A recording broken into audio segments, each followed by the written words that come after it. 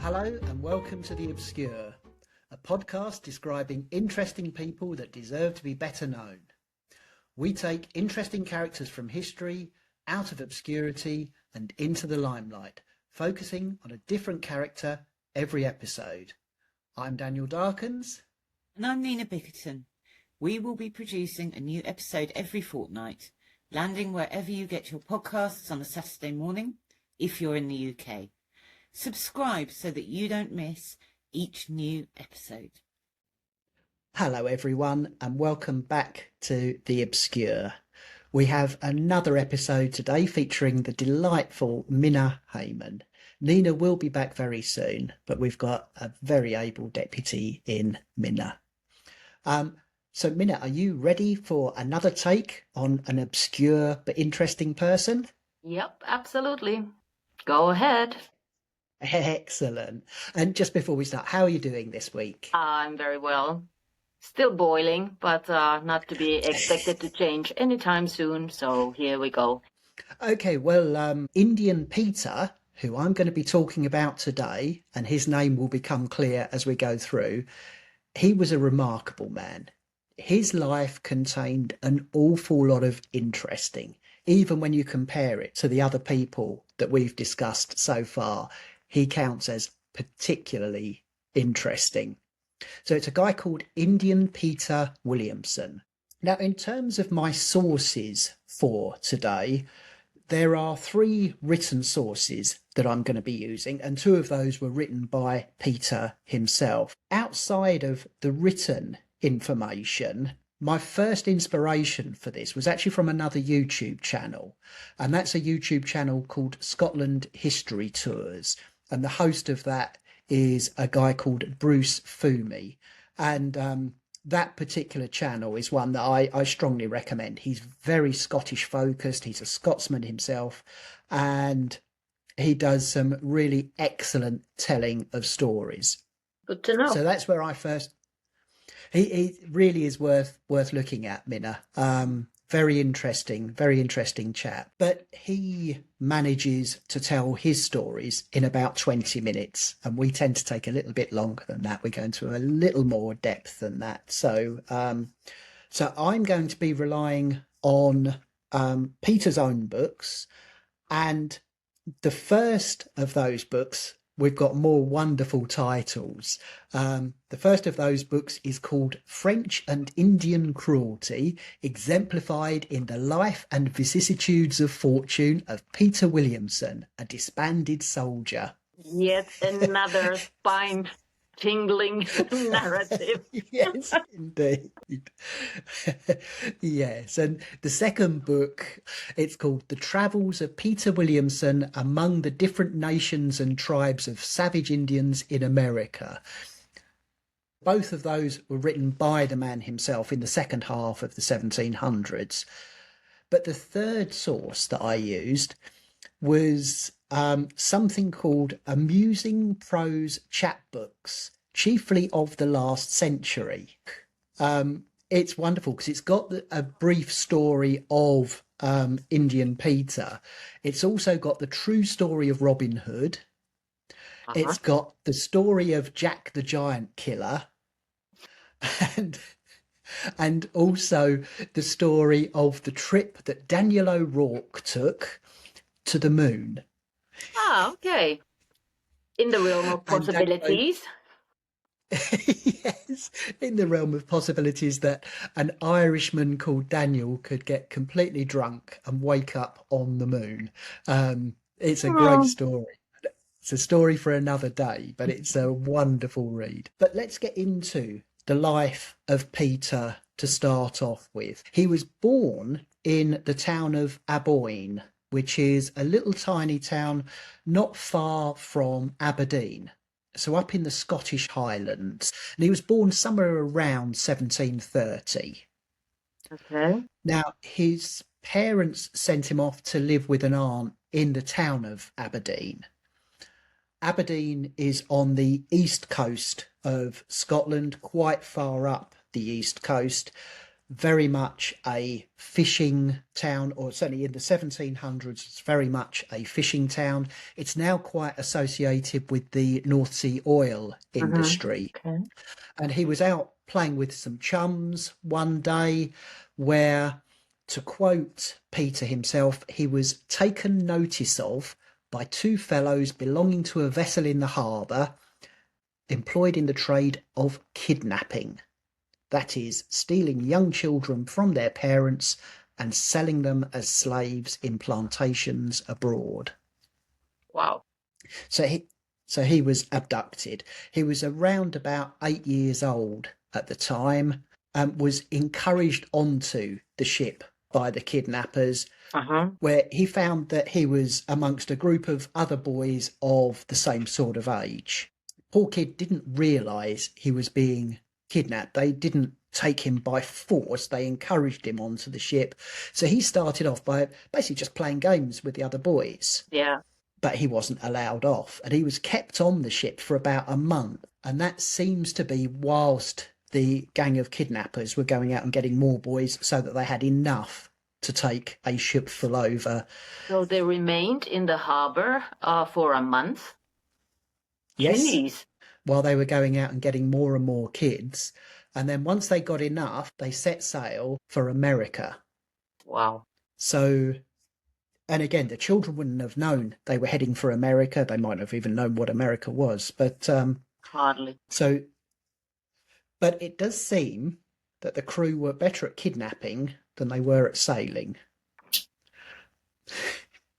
Because having sailed for 11 weeks towards America, the ship ran aground off the coast of Delaware. So they got nearly there, then they crashed. But they ran aground and that damaged the ship. So there was water pouring into the hold. So the captain and the crew decided to abandon ship. They made for the boats and left the children to their fate. Jeez. Nice. Well, apart from kidnapping children and etc. But I mean, that kind of puts the final cherry. Yeah, it's kind of a case of, the more I hear about this captain and crew, the less I like them. But once the wind that had actually driven them aground had abated the next morning, they did go back to the ship to see whether anybody was left. And some of the children, not all of them, but some of the children had survived. And Peter was one of the ones that had survived. So they took Peter off to Philadelphia and he was sold for £16 as a slave. Wow. A bargain, I suppose. Was there any kind of expiry date to this enslavement, as in once you were sold? It's an interesting one because it appears that the term 7 years is talked about. Okay. But if you think that at the end of 7 years, you are then released, you've been working as a slave, so you have no savings, no wherewithal, no kind of ID other than in the power of the slave owner, and you're about 10,000 kilometres from home. Yeah, doesn't help. So what does freedom mean at the end of that 7 years in realistic terms? So we can talk about it as being some sort of indentured servitude, but I think it's unfair to think of that. I think it very much is. It's just out and out slavery. Oh, yeah. There is no income. You are bought and sold. You don't have a choice of who you work for. I was just thinking that you had either the penal system would send you or you could, if you were just really in desperate straits, you could actually hire yourself out, so to say, as an indentured servant or something like that. But yes. You just came out of sort of nowhere because you were literally snatched.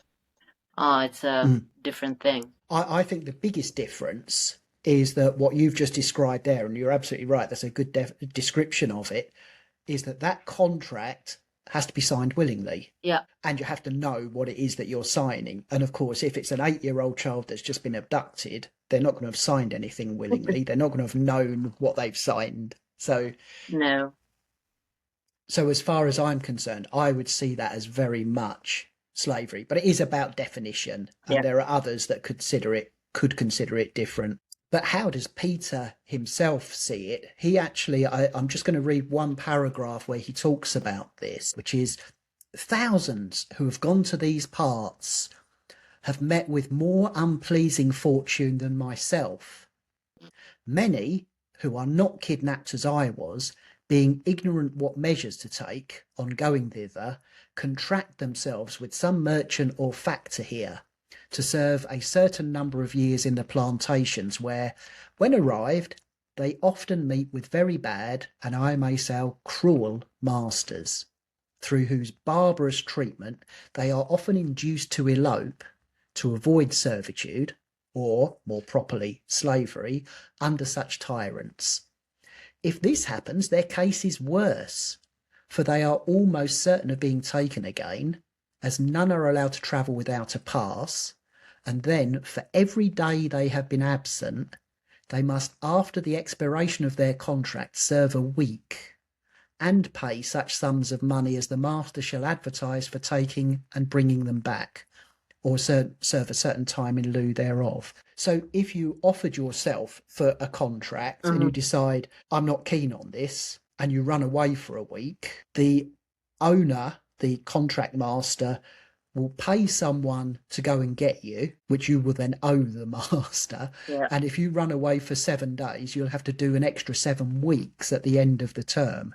Oh, deal. So having said all of that, and this is a sorrowful state to be in, Peter kind of landed on his feet. Okay. Because the person who bought him was another Scot. Ah, okay. And it was a chap called Hugh Wilson, who was from a place called St. Johnstown.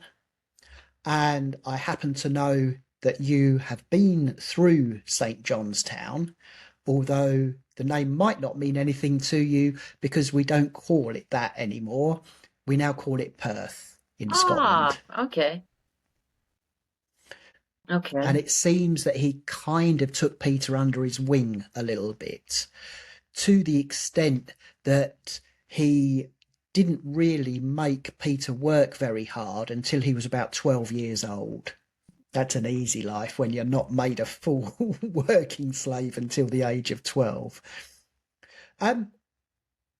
But Peter had a little bit of ambition around him because he struck a bargain with Hugh that if his master would allow him to go to school to learn to read and write, he would serve an extra year as his slave.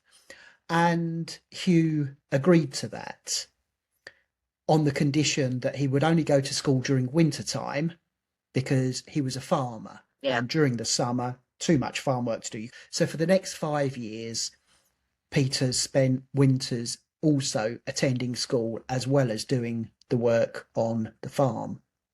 Did it come from the farmer, or was this kid really quite different in the sense that you would imagine that, being a boy of 8 or 9 years old by the time or something like that, to come up with the fact that I want to learn to read and write and everything else. So it shows quite initiative if it came from him.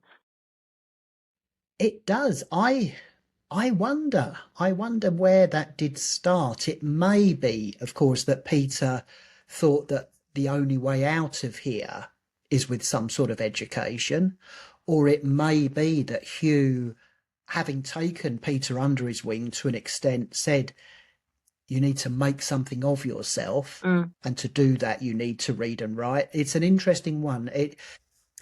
But we won't be able to ask Hugh, because when Peter was just 17, Hugh Wilson, the slave master, died. Yeah. And he died with no children. He would have seen Peter, I think he would almost have seen Peter as a surrogate son. Mm-hmm. So he left him the sum of £150. Oh, wow. And you'd hope that Peter didn't just go out and buy 10 slaves with that. Yeah. But yeah, that would be a reasonably significant sum, particularly given that he was also left Hugh's best horse, his saddle, and all his clothes. That's a lot of money in terms of, like, you know, living in the colonies and everything else, so even more worth. Yes. Yeah. So that £150 would have been really something to set him up with. So there was a relatively nearby planter, and he married the daughter of this planter. And as part of, if you like, a dowry, I guess, they were given a couple of 100 acres, which would be, 20 or 30 hectares. I'm not very good at my acres to hectares conversions, but I think we're somewhere in that region, with a house and a barn on it. Okay. So life was looking up for Peter, and it seemed as if fate had smiled on him, but it wasn't going to stay wine and roses for long. Going back to this period of time, as is traditional with the English, there was an argument going on with the French. Yes. We have 1,000 years of this between the English and the French, but this was a particularly nasty time, and it appears that the French were paying the local Indians to cause as much havoc and damage as possible to the English. So it was cause havoc, and none of it will come back on the French, because it will just be those pesky redskins that are getting up to no good. But they were doing it at the behest of the French. Yeah, I think that they were having skirmishes all over the world, actually. I mean, everything was building up to the clashes at the end of the century then. It was actually what we were moving into here, yes, was pre the Napoleonic Wars. We were moving into the 7 Years' War. And when Winston Churchill, the British leader and historian, when he wrote the story of the 7 Years' War, he actually referred to it as the proper First World War. Ah, okay. So yes, there was a lot of angst between the French and the English at the time. And what the French were doing was they were actually paying Indians £15 for each scalp that was delivered to them. Oh. So, Nice. So Peter had been living the comfortable life for nearly 6 months of wedded bliss, until we got to the 2nd of October 1754, and very fortunately for Peter, and even more so for his wife, about a dozen Indians came to his house whilst she was away. So he was the only person in the building at the time. And they basically knocked on the door and said, or shouted up to him when he opened an upper story window, said if he didn't give himself up to them, they would burn down the house with him in it. Okay. Now, they said, but if you leave the house and come with us, you'll be unharmed. So the way that he saw it wasn't, I'll either die in my house or I'll be okay. It was, I'm either going to die indoors or die outdoors. And I'd rather die outdoors, taking as many of them with me as possible. So he went outside, and he was basically tied to a tree so that he could watch them burn his house, his barn down, destroyed his harvest, killed his horses, and he even notes that they killed 6 cows and 5 sheep. Well, that would have been his property, so... It would have been everything he had, yes. Yeah. Yes, the only thing that was spared was his wife, but that would have been small mercy, because when she returned, she'd have found that there was nothing there. She'd have instantly assumed that her husband had been killed, but he wasn't killed on the spot. He was basically taken prisoner and taken on a journey. And as he was taken on this journey, he was witness to them carrying out the same thing. They basically repeated the same modus operandi to every farmstead they came across. They would burn down the buildings, but generally they would scalp and kill the occupants. So Peter was kind of spared. Yeah, he seemed to have been locked. He lucked out. He does. But he was always forced onward. He witnessed all sorts of horrors. He even describes witnessing cannibalism. And he was regularly tortured by his captors. But I was asking myself, why keep him alive rather than kill him and scalp him? Because again, you don't get £15 for keeping somebody alive. You get £15 for delivering their scalp to the French. But it does seem that he was used more as a beast of burden, because he talks about being forced to carry a great load during the day, and then he was tied to a tree at night. Well, basically, I mean, there were these situations where, as in verified stories as well, where they would have kept some labor force or something of the sort with the idea that they can knock him off any time that they like. But however, I mean, Yes. weaponless and so forth, and then I would presume in the middle of nowhere then, Yes. he would have been kind of rather vulnerable and had to do what he was told. So, but he could carry and lug whatever they were taking and etc. Exactly. But after he'd spent about a year in captivity, he finishes his first tale with the phrase, "After long enduring the greatest of hardships with these Indians, I at last escaped out of their hands and went to Quebec, where I was put on board a French packet bound for England. And after a passage of 6 weeks, we at last, to our great joy, arrived at Plymouth on the 6th of November, 1756. And at the start of the book, The Travels, he talks about after making his escape from these inhuman wretches, which he effected in an almost miraculous manner. So he just talks about it was a miracle, but I got away and went back to Plymouth. Okay. And it was only when I looked towards the end of the French and Indian cruelty book, and these books are written in 18th century English, so they take a little bit of working through, I have to confess. But what it seems here, it does go into a little more detail about what happens in between him getting away from the Indians and getting back to Plymouth, because there was quite a lot going on there. There was one particular raiding party where his captors went out and he managed to escape.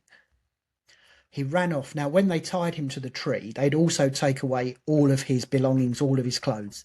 So when he ran off, he basically ran off naked into the woods and ran for several days and nights until he eventually came across an area that was more manned by Europeans than it was by the native Indians. But he does talk about one night before he'd found the European settlement, his rustling footsteps disturbed a group of Indians who jumped up with guns to look for him. But just as they were starting to look in his direction, a herd of wild pigs went into their camp, and they thought, that's what all the rustling was about. So they settled down again. So he got away by the skin of his teeth because a herd of wild pigs helped him out. But eventually he knocked on a door, and this is going to be, again, hundreds of miles, many hundreds of kilometres from where he'd been living. He managed to knock on the door of an acquaintance of his, somebody called John Bell. The door was answered by Mrs. Bell, and she really wasn't expecting to open the door to a naked, dishevelled, battered and bruised wild man. So apparently she ran back indoors screaming her head off. And who can blame her? Not really, no. Yeah. John, your naked friend's here. But once they'd cleared up the misunderstanding, he spent a few days with that family, getting his strength back. But he did borrow a horse and rode 140 miles back to visit his father-in-law. But there he found out that his wife had been killed a couple of months earlier, unfortunately. That took all of the wind out of his sails as regards starting the farm up again. There was nothing left for him. Yeah, his property had been razed to the ground. His wife had been killed. He could have started again, but he didn't feel any energy for that. And he had quite a lot of anger towards his captors. You don't say. So he joined the army. And he did have several successful outings, but he was present at something called the Siege of Oswego, which was in August 1756. Mm-hmm. And I believe that was an English victory, but he was taken prisoner as part of that by the French. So he's now been kidnapped, abducted by natives, and now taken as a war prisoner by the French. But it seems that one of the things that was happening at this time was there was a lot of prisoner exchange. So we'll sail our English prisoners back to England if you sail some of your French prisoners back to France. So he was returned to England in a French ship. But that is the end of the French and Indian cruelty book. Is I arrived back in Plymouth in 1756. He had suffered a hand injury, so he was discharged from the army in Plymouth and given 6 shillings and the freedom to do what he wanted from Plymouth. Lovely. Yes. Talk 6 about shillings is government not compensation. Quite. And with that massive sum in his pocket, he set off to walk home. Okay. Well, It's about 1,000 kilometres. Yeah. Options are probably with 6 shillings. That's about as good as it gets. So That might pay for a shoe repair on the way, but not much else. yeah. So he actually did walk as far as York, which is a good distance in itself. That is many hundreds of kilometres, several hundred miles in itself. But he ran out of money. He'd got through the entire 6 shillings by the time he got as far as York. And he probably needed to sit down by then as well. Mm-hmm. But with the people that he spoke to in York, they encouraged him to write an account of his peregrinations in America, with particular regard to the suffering at the hands of the Indians, because that would have a real appeal to the people in England. And so he did that. He wrote the book. It was published whilst he was still in York, and it did well. It made him enough cash that he could make the rest of the journey back to Scotland. And the first book was The French and Indian Cruelty, etc. So that's effectively the story that I've been telling so far, is what he then wrote as the book.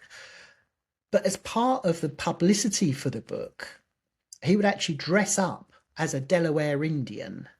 Can he? And that's why he would have started to be called Indian Peter, because he was dressed up as an Indian. And he would whoop and do the war dances and wave a tomahawk. And I love picturing this. I think that would be really shocking and surprising to the people of York. They probably didn't get to see that many Indian war dances on the streets of York. Well, it's even a woman with a little bit of beard growth was already a third attraction, let alone somebody coming from the land of savages and having seen the red-skinned and all the rest. So, yes. But I have to say that, thinking from the slightly cynical perspective, he has been kidnapped by Indians. He's then joined the British Army and fought against them and the French. He's then, as a French prisoner, sailed back to England and then walked from Plymouth to York. Where was he concealing his Indian costume and tomahawk all this time? Yeah, I was wondering the same. Maybe he had a little haversack or something of the sort to fit. For the rest, probably there were a couple of scalped sheep somewhere in New York pastures or something of the sort who would have donated a little bit of skins and stuff. I think that's more likely it, Minna. Yeah, rather than bringing a genuine one all the way back. So he actually made it all the way back to Aberdeen, and he was there by 1758. Now, bear in mind, everything he's been through so far, he's now an ex-soldier. He's walked 1,000 kilometres. He's done all of the other things that he's done in life. He's not 30 yet. But we're in Aberdeen. He started to put together this book, the second book, The Travels of Peter Williamson Among the Different Nations and Tribes of Savage Indians in America. And it's a corker of a book. It's a wonderful book. This is one that I started to read for research purposes, but finished reading it for pleasure, because it's a really enjoyable. It's another one where some of the language is a little bit inaccessible, but it's a corking book. It's in 3 parts. The first part describes the animals and peoples of America. The second part gives a concise view of the whole world, which is an ambitious title to be writing. And the third part is called Some Observations on Submissions and Discreets Arbitral, which is basically a discourse on the law, the way the law works, particularly the way the law works in Scotland. Okay. And that's going to get him in trouble again. As if he's not had enough trouble in life so far. He's now upsetting the law, guys. Ouch. But with the first part of the book, it gives you such a wonderful insight into the chap. He talks about the different tribes of America. So he does recognise that it's not Indians and everyone else. He recognises that there are very different approaches, beliefs, behaviours from tribe to tribe. But he also describes the plants, the trees, the food of the region. He also gives a description of a reaping machine that he claims to have invented. So for reaping corn. And he gives a very detailed drawing of it within the book. And so, as well as everything else that we've covered so far, he actually invented his own form of an improved reaping machine called Williamson's New Machine for Reaping of Corns. I think that this invention thing is something particular to the Scots at the time. I mean, they were coming up with all manner of things. The inventiveness of the Scots is completely disproportionate to their population. And I mentioned one of my inspirations for this story was a chap called Bruce Fumey from Scotland History Tours. One of his bylines is that every time he mentions an innovation or anything, he always sort of winks at the camera and says, and don't forget, Scots invented everything. Well, but he describes animals. I'm going to come on to that in a second, but he visited Niagara Falls and was very impressed with Niagara Falls. He describes snakes and various different types of snakes, and he doesn't like snakes. He liked Niagara Falls. He didn't like snakes. He actually suggested, please. I'm in full agreement with him there. Yes. He considered they'd been sent by the devil. And just in that particular book, so in the travels book, he spends one sentence talking about how he escaped from the Indians and 25 pages talking about how awful snakes are. Priorities. Priorities indeed. He talks about bears, alligators, beavers, opossums, all sorts. According to modern sources, the largest alligator that I've been able to find any reference to was a little under 6 meters, a little under 20 feet long. That's a big alligator. According to Indian Peter, they ranged in length from just over 6 meters up to 18 meters. I don't know why I'm doing that. I can't measure 6 meters with my arms. But they ranged from 6 meters to more than 18 meters. So he was about 3 times the size of what we see them. But perhaps they were just bigger in the old days. Yeah, and my sort of geography is failing me here now, but I mean, don't they require fairly warm waters? I mean, did he go to the southern states at some point in time? I think no.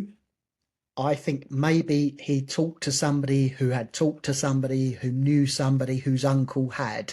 Ah, okay. So that explains the 18 meters or 18 feet, whatever, because that would be the typical fisherman's tale in that case. Exactly. And actually yours is a more sensible suggestion that did he even go there? My thought was maybe that he was just never daft enough to get close enough to one with a tape measure, so he had to guess. Yeah, it looked really big when I was running away from it. But actually, I think you might have hit the nail on the head that he was relying on second-hand information there, because he describes a beaver and he talks about those as weighing between 60 and 70 pounds. And the largest beaver that you get in terms of modern day references, they weigh up to 70 pounds. Yeah. So, but those would be something that he would have seen very much in the northern area where he was. Yes, indeed. Although I'd be very impressed if he had a set of scales with him at the time. But yes, it's a more accurate description because he saw it with his own eyes. Yeah. And talking of seeing with his own eyes, he also describes the cockatrice in a bit of detail. Have you ever encountered a cockatrice in your time, Minna? Very few in Finland, and even fewer in Malta. So, give us a description, at least according to Peter. According to Peter, the cockatrice is the product of a snake sitting on a cock's egg. What? So they are as rare as you would expect them to be. They are about 4 feet long, about 1.3 meters, and their back half is like a serpent, and the front half is like a chicken with red eyes. Now, I guess any animal that's 1.3 meters long has the potential to be scary. But I can't help thinking that something that's half snake, half chicken does not fill me with dread. But I absolutely love this bit. This made me, I did properly LOL when I got to this, because the cockatrice and the wild boar are described separately to all the other animals. They're way after. And it gives those descriptions on pages 159 and 160, so about 100 pages after the other animals had finished. And there's a footnote at the bottom that says, the history of these two animals should have followed the others at page 63, but were then forgot. Can you call that he's not, truthful? What's more honesty than that? That is very, very honest, isn't it? But the second part of the book, the what did they call it? The history of places, or the details of places, that runs to 45 pages, and it's an encyclopedia of places. Okay. So it's everywhere that he can think of, and definitely a lot more places than he ever went to. And just a little bit of information about each place. So very much in the style of what encyclopedias would have. Okay. And I just picked out one at random just because I don't know what made me think of it. I've never been to Ibiza. Mm. But for some reason it popped into my head. I wonder if he's got an entry for Ibiza. I don't know why that came into my head, but he has. Okay. And the entry for Ibiza says, here are some fruit and little wine, papists. And that's it. And that is kind of typical of a lot of the different entries. He'll tell you, what, I was going to say what religion they followed. What version of Christianity they followed. Yeah. It would either be they were heathens, they were papists, or they were some other of the Christian churches. But yeah, so not a lot of detail, but it's really, really good. And I love the fact that takes 45 pages to describe the whole world. Okay. Compared to 25 pages to say how awful snakes are. Priorities. Indeed. But when we get to the third part of this book, he starts off with that. So this is the one about the law and the way the law works in Scotland.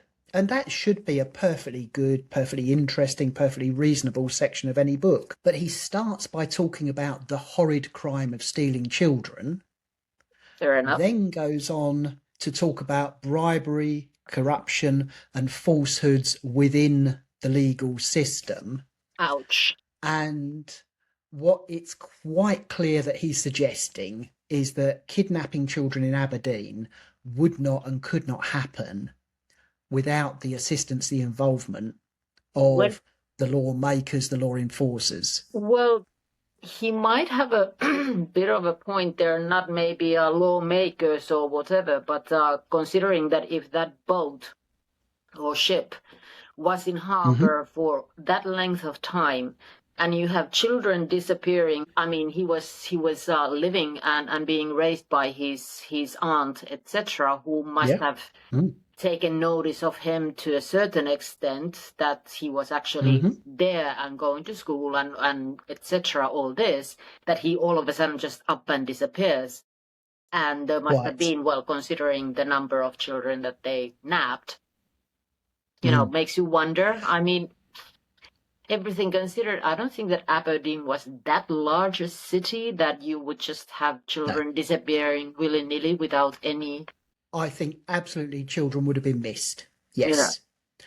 And I think the authorities would probably have given some sort of placatory, we're looking for them, we're trying to find them for you. Yeah, there'd have been some sort of nonsense associated with it. Yeah. But the way that he was writing, it was very clear that he was blaming the authorities for allowing the practice to happen. Yeah. And I've kind of made a note here that maybe he was hoping that lawyers and kidnappers wouldn't have read past the bit about the cockatrice and got this far. But they did. Yeah. And he was actually prosecuted for libel by those that he was accusing. Ouch. And ouch, I think, is particularly apposite given that when you're taken to court by the people that you're blaming to be tried by the people that you're blaming, what do you reckon your chances of success are? They're going to be minimal, not very good planning, no. So, shock horror, he was found guilty of libel.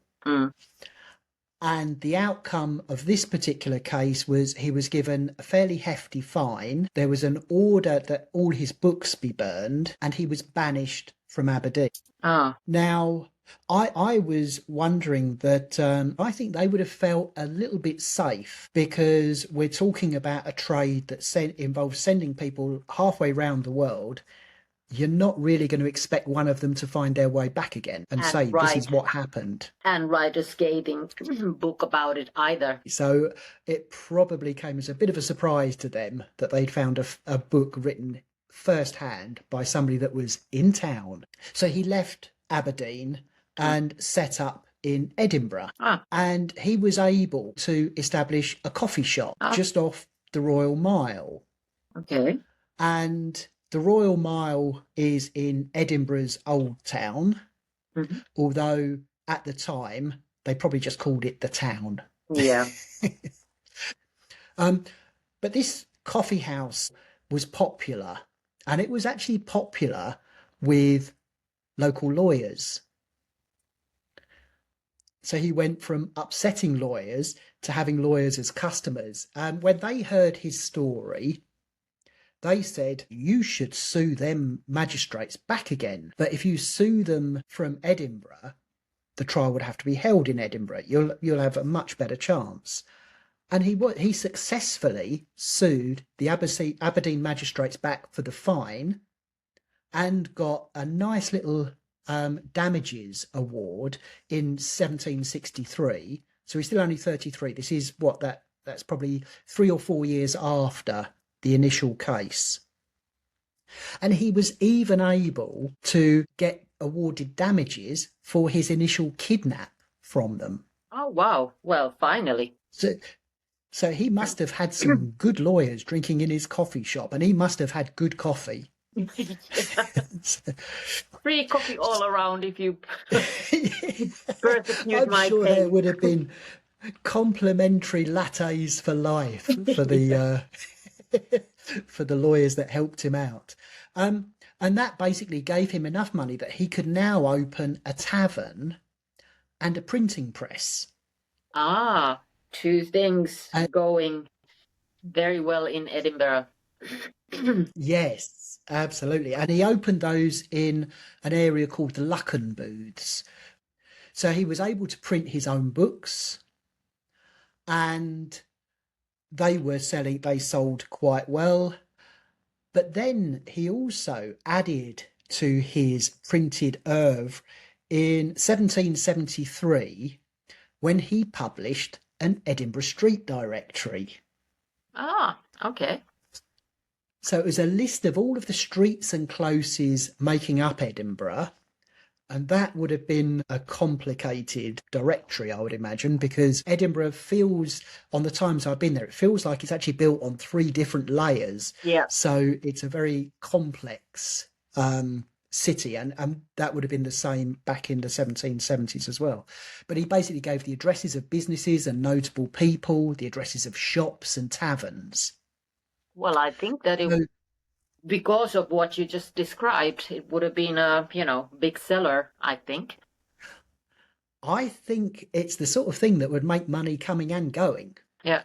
You would charge the businesses to be in it, and you'd charge people to buy the directory. So you would make, as I say, money in both directions. But it would have been a really useful list of businesses. It would have been useful to customers. It would have been useful to the businesses themselves. And someone else that it would have been useful to would have been Peter himself. Because he thought, I'm introducing customers to businesses. I could also introduce something where I say, you've now got a list of all the addresses. If you want to take something to one of those addresses, I'll do it for you for a penny. Okay. So he established the penny post. Oh, wow. Not the first ever, not the world's first ever penny post, I would hasten to add, but he set up a postal service just for Edinburgh. And there was actually a more official, if you like, postal service in place, but he took it on, and because he had his directory, he was very successful. So much so that he ended up actually being appointed the postmaster, the official postmaster. Wow. So he now had this directory that was updated and republished pretty much every year for the rest of his life. So and when the post service was incorporated into the more general, the official post office, he was given a nice big payout and a pension as well. So he earned money whilst he was running the service, and then he was bought out effectively and paid a pension from that. So that all was very, very nice for him. But he was getting a little bit older now, and he went back to the role of publican. And Peter, I'm afraid, became possibly the only ever Scottish publican to suffer a decline as a result of the quantity and variety of alcohol available to him.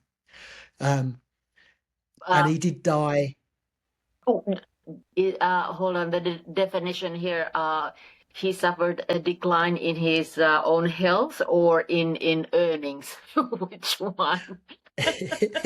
Oh no, very much in his own health. I think the tavern was doing very nicely, but he died as a result of overindulgence, shall we say, but not from one specific bender. He died as a result of prolonged decline.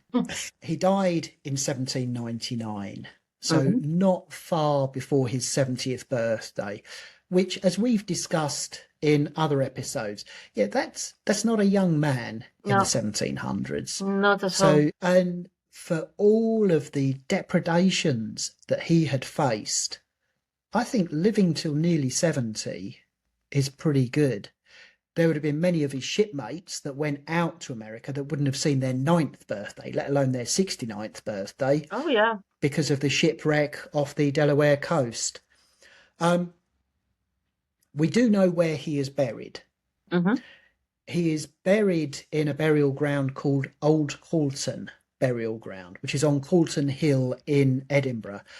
The last time I was in Edinburgh earlier in 2026, I did actually visit Old Calton Burial Ground, but I just visited it because it's a wonderful place. Edinburgh is said to be built on 7 hills, but there are 3 principal hills. There's a hill on which the castle is constructed, called Castle Hill, spookily enough. There is Arthur's Seat, which is the very tall prominence that overlooks the whole of Edinburgh. And there is Calton Hill, which is at the end of the Royal Mile. So he's buried there. And his name doesn't appear on any monument. We know under which monument he's buried, but his name isn't actually on there. Okay. But yeah, so that was his final resting place. And I've made the note here that if half of what he related was untrue and half of it was exaggerated, he still lived a pretty full and interesting life. Oh, for sure. He never remarried. He didn't have any children or anything like that in terms of... I think he did marry again in Scotland, but he never had any children. Okay. Yes, I'm sure he did remarry. There's very little information about either. I've not seen reference to either wife's name. Well, and I'm fairly... let's read it as a positive note. I mean, apart from the tragic demise of the first wife and so forth, if he didn't describe even by sentence how they were definitely nicer than snakes. You have a really positive spin to put on things. That's a wonderful thought. Yes, I hate snakes, and this is how much. Yes. I love my wife, and this is how much, and that's a good thing. So just to summarise, he was abducted into slavery at the age of 8. He was a landowning farmer with a wife by his early 20s. He was abducted by Native Americans for a couple of years of abject suffering, joined the military to get a bit of revenge on the French and the Indians, taken prisoners by the French, returned to Plymouth, walked from Plymouth to Aberdeen, stopping off on the way to write a successful book, prosecuted and banned from Aberdeen for writing one of those books, moved to Edinburgh, wrote and self-published more books, sued the Aberdeen chiefs, set up the Yellow Pages in Edinburgh, set up the Penny Post in Edinburgh and became the first postmaster for the town, opened a pub and still died before he got to 70. He's also been credited with inventing a portable printing press and a form of waterproof printing ink. Mhm. But I've seen this attributed to him, but I can't help thinking if he had have done, he'd have written about it. Given that he wrote about everything else, he even wrote about Ibiza and he'd never been there. So I do have a slight, I like the fact that he was very capable of printing wherever he went. So maybe he did create some sort of portable printing press. Yeah. But I just find that a little bit of a stretch. But hey, if we're writing his CV for him, let's include inventor of printing press and ink to go along with the reaping machine. So I think that makes for a pretty comprehensive CV. And I think that qualifies him for this podcast. What do you think? Oh, absolutely. Once again, just this whether he exaggerated or not, nevertheless, I mean, just bare bone facts even, his life was quite extraordinary in comparison to somebody who was just, I don't know, heading fish in Aberdeen his entire life. So, can't really compare.